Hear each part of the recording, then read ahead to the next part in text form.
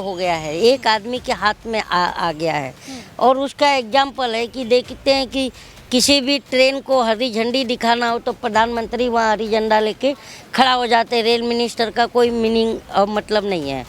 आप देखते हो कि अगर कृषि पर ज्ञान बांटना है तो प्रधानमंत्री ज्ञान देने चले आते हैं, कृषि मंत्री का कोई लेना देना नहीं था। ऐसा करता है और सारी समस्या यूं यूं यूं यूं मिटाता है। जब कोरोमंडल हादसा होता है तो 288 लोग मारे जाते हैं और अभी तक सरकार ना ही रेल मंत्री प्रधानमंत्री पर सवाल उठाना।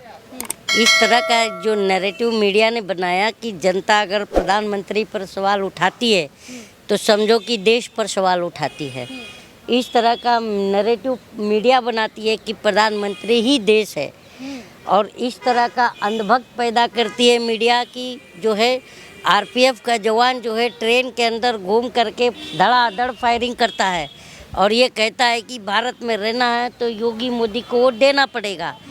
तो इस तरह का डर और एक नैरेटिव बना करके ये एक माहौल बनाया जा रहा है कि प्रधानमंत्री को ही देश मानो वरना तुम मार दिए जाओगे या जेल में डाल दिए जाओगे या तुम पर कार्रवाई कर दी जाएगी या तुम पर ईडी बैठा दिया जाएगा या तुम पर ये 2014 में आए थे। और जब सोशल मीडिया ही इनके झूठ का पीछा करने लगा तो अब ये सोशल मीडिया ही इनके लिए दर्द बना हुआ है। क्योंकि गोदी मीडिया तो अभी जस्ट 3000 करोड़ रुपया लिया है, आपको पता होगा। प्रिंट मीडिया और इलेक्ट्रॉनिक मीडिया मिल करके एडवर्टाइजमेंट के नाम पर ये हम देश का सुपारी लेते हैं। कभी भी आपने देखा ना प्रिंट मीडिया हो ना इलेक्ट्रॉनिक मीडिया हो, हम देश की जनता का मुद्दा संविधान कि वो उसकी ताकतों का एकाधिकृत हो गया है, एक आदमी के हाथ में आ गया है। और उसका एग्जाम्पल है कि देखते हैं कि किसी भी ट्रेन को हरी झंडी दिखाना हो तो प्रधानमंत्री वहाँ हरी झंडा लेके खड़ा हो जाते हैं। रेल मिनिस्टर का कोई मीनिंग मतलब नहीं है। आप देखते हो कि अगर कृषि पर ज्ञान बांटना है तो प्रधानमंत्री ज्ञान देने चले आते हैं, कृषि मंत्री का कोई लेना देना नहीं, ताली बजाता है।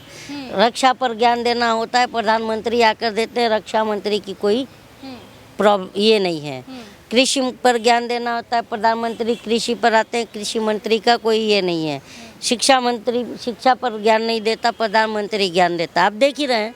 तो क्या होता है कि ये ऐसा अब हम मतलब देश की जनता को ऐसा लगता है कि ये एक ऐसा प्रधानमंत्री चुन लिया हमने जो सुपरमैन है, ऐसा करता है और सारी समस्या यूं यूं यूं यूं मिटाता है। जब कोरोमंडल हादसा होता है तो 288 लोग मारे जाते हैं और अभी तक सरकार ना ही रेल मंत्रालय जिम्मेदारी लेता है। और रेल मंत्री का तब तक पता नहीं होता जब तक कि हम रेल के डब्बे के नीचे से रेल मंत्री को निकलता हुआ देखते हैं, तब हम जनता को समझ में आता है यार ये तो रेल मंत्री है। उसके बाद हमें पता चलता है। तो कहीं ना कहीं ये पता चल गया कि हमने प्रधानमंत्री नहीं शक्तिमान, और ये लोन देकर और मारने के प्लान बना रहे हैं। और बाप कह रही है यूरिया के प्राइस को कम कर दिया जाएगा। यूरिया की प्राइस की कम की बात करती हो, 50 किलो का बोरी होता है, 45 किलो मिल रहा है। जरा पूछ के आइए क्यों मिल रहा है 5 किलो, कौन चोरी कर रहा है? यानी कि योजनाएं जो बना जा रही है आपको उस पर विश्वास नहीं है? नहीं, 45 किलो पहले की सरकारों में 50 किलो की यूरिया की बोरी आती थी मैडम जी, आपको पता होगा। तो अभी 45 किलो आती है। तो 5 किलो कौन चोरी किया वो पूछो आप। बीघा खेती करने में 2000 नहीं लगता, कम से कम 1 बीघा खेती में 2000 रुपये का तो पानी चल जाता है मैडम जी। तो जाके पूछिए कि इसमें सम्मान देते हैं कि अपमान कर रहे हैं। दिल्ली में मरे थे तो अभी तक उनको दुख तक नहीं हुआ था, दुख तक नहीं हुआ था। तो जाइए पूछिए, बड़ा दर्द है किसानों का। तो आज भी अगर या कल भी जब टीवी पर आई है और कही है कि मेरी तपस्याओं में कमी रह गई थी और मैं किसानों की शहादत को भुला दिया था, आज मैं उनके प्रति दुख व्यक्त करता हूँ, तब तो हम देश की जनता माने कि प्रधानमंत्री हम जनता और किसानों के प्रति संवेदनशील हैं। तो ये कौन कह रहा है? भाजपा कह रही है। अब प्रधानमंत्री भी क्या कहना है?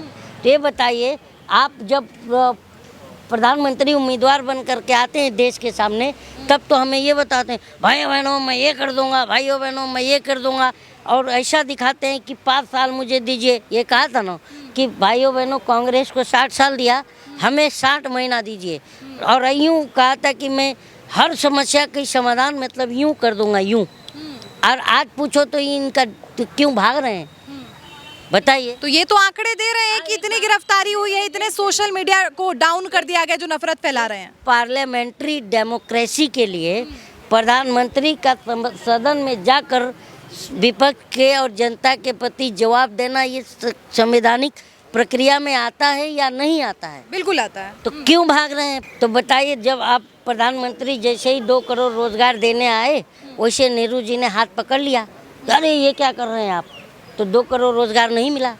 और जैसे ही महिलाओं की सुरक्षा की बात करते थे, जैसे ही इस पर बिल और कानून लाने की बात हुई, वैसे नेहरू जी आकर के उनको खींच लिए, बोले अरे नहीं ये कानून आप क्यों ले आ रहे हैं। और जैसे ही मतलब बहुत हुआ नारी परिवार, अब की बार फलाने की सरकार, ऐसी बात आई, वैसे नेहरू जी आए, बोले चुप हो जाओ, ये बात मत करो, ये अच्छी बात नहीं है, तो ये चुप हो गए।